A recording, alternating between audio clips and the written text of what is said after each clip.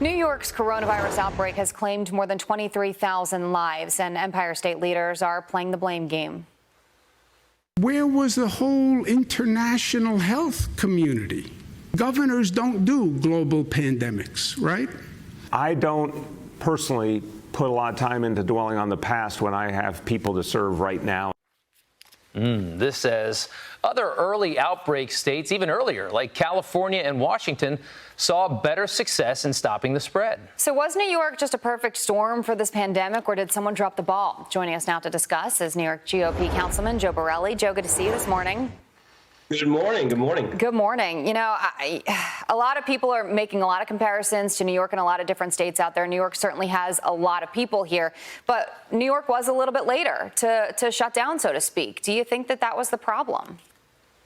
Oh, I think it was a very important problem, especially now that we can go back and know that COVID was present in New York City earlier than we once imagined. You know, we got to look back to those early days where Bill de Blasio and Andrew Cuomo were fighting over semantics on whether to close schools and issue lockdown procedures. I mean, that is going to be proven to be the cause for many more people getting sick than need be. I think it was always a case that it's somewhere more dense like New York and somewhere with a lot of international flights was always going to see the pandemic a bit higher.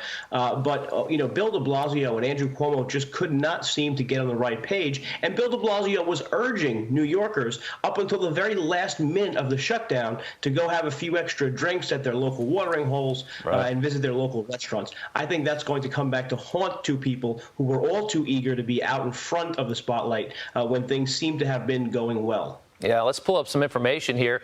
Let's do the comparison. New York, California, Washington, some of the earliest states, the cases and deaths, and you can just see the numbers. You don't even have to read them off. You can tell the big difference. The stay-at-home order dates, California was the first state, but even the San Francisco Bay Area went even earlier than that. The mayor there, London Breed, kind of put out a thing and said, hey, we need to stay home. And let's look at the difference in tweets between San Francisco's mayor and Bill de Blasio here in New York. Here's de Blasio tweeting from early last month. Since I'm encouraging New Yorkers to go on with your lives and get out on the town despite coronavirus, I thought I would offer some suggestions. Here's the first.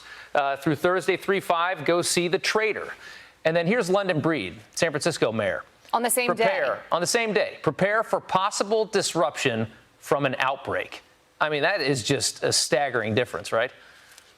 Unfortunately, it is. And we know that one mayor was a bit more informed, a bit more prepared, and a bit more accurate in his messaging. And, you know, it goes right up the chain to Cuomo. Even when Bill de Blasio did suggest closing schools, Andrew Cuomo was there to sort of undercut him. Then we learn, obviously, now that Andrew Cuomo was even sort of encouraging people with positive COVID tests to go back to nursing homes where they can go on and infect others. I mean, I think these are the two decisions that are going to be proven to be the cause of many more deaths than need to have been. Joe, let's take a look at this video of, you know, the extent of New York City's, you know, subway homeless crisis throughout all of this.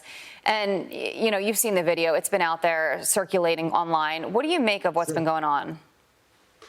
Look, homelessness is not new for New York City, of course, and I think COVID gave us a whole new perspective of why it's important and unsanitary to have people reside 24/7 in a transit system that needs to be clean. I think the governor did put it accurate. It is disgusting and disrespectful to the first responders and essential workers who still need to use this transit system to get to work every day. Yeah. But again, this goes back to previous pre-COVID issues with Bill de Blasio. He spent 6 years hampering the police, making sure they couldn't be proactive against homelessness. And he also had a program called Thrive NYC under his wife's management, who was supposed to deal with the seriously mentally ill people who do become homeless like this. And that's been a failure as well. Well, and that's why they didn't shut down the subway system, because they said essential workers needed to get to work. But they reduced it to the point where they're still packed, which is unbelievable. Yeah. Joe, thank you so much. We appreciate your time. Lots to talk about. We'll be right back.